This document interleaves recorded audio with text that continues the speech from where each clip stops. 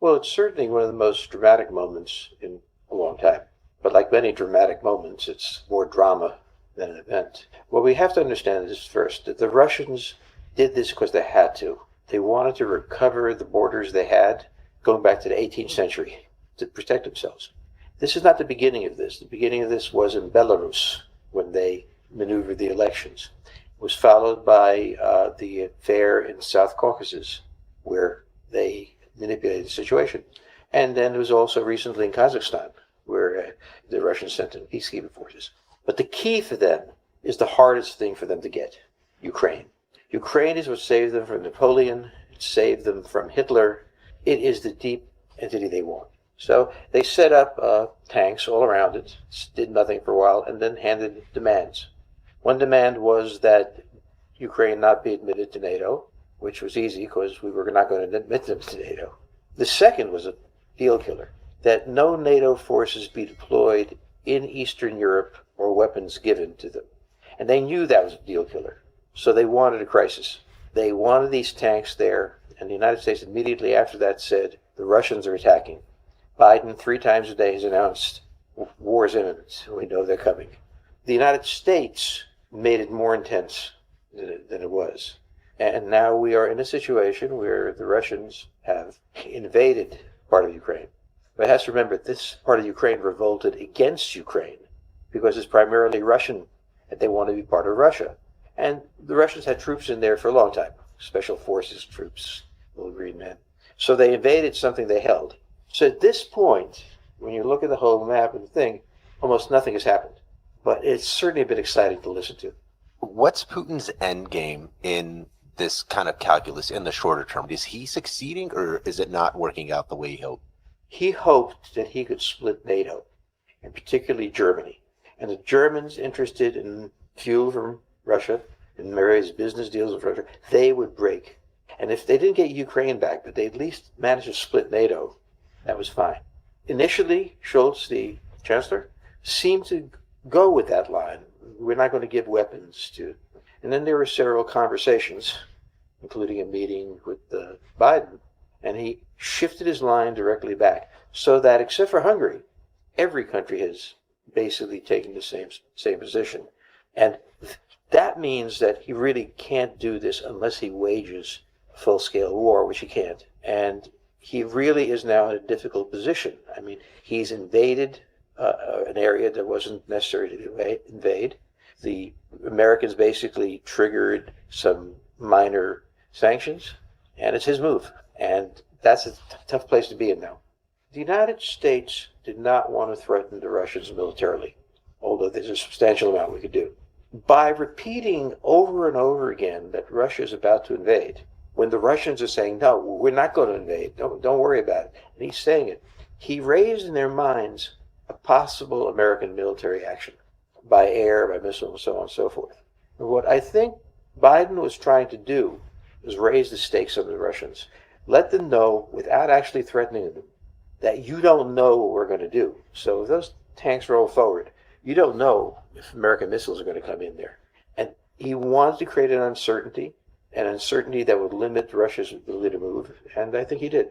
Well, I think the Russians would answer, the people of this region want to be part of Russia. They do. They voted for that, so on. We've been in that area, we're protected.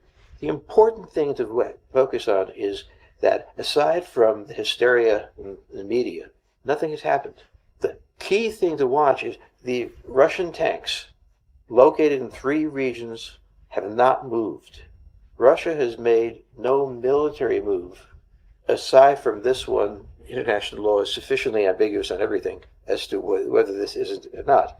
Was this seizing an area, or was this an area having seceded from Ukraine?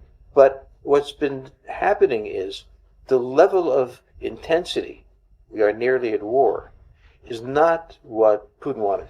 He wanted to create an atmosphere in which that was an option, but where there was going to be negotiation, particularly talking to the French, talking to the Germans, talking to everybody so as to confuse the situation. So at this point, I mean, the idea that we are on the verge of war is altogether possible. But if I were Putin, I'd want the element of surprise. And the element of surprise was gone a month ago. We know where the tanks are. We know where their fuel dumps are. And that means that if he goes to war now, he's betting that the Americans won't do anything, which may well be the case, but he's going to be making a big bet. So when we look at the media and the way they've played this, they've played it like the Cuban Missile Crisis or Berlin Crisis or something like that. Well, in those cases, everybody was ready for a fight if they had to be. But as we look back at the Cuban Missile Crisis, now that the tapes are released, Cuban Missile Crisis was not nearly as scary as it looked from inside. Yeah, it looks like an international crisis, but really the interesting point is it's Russia's move. So far, for all its noise and everything, it's achieved nothing. It hasn't moved an inch.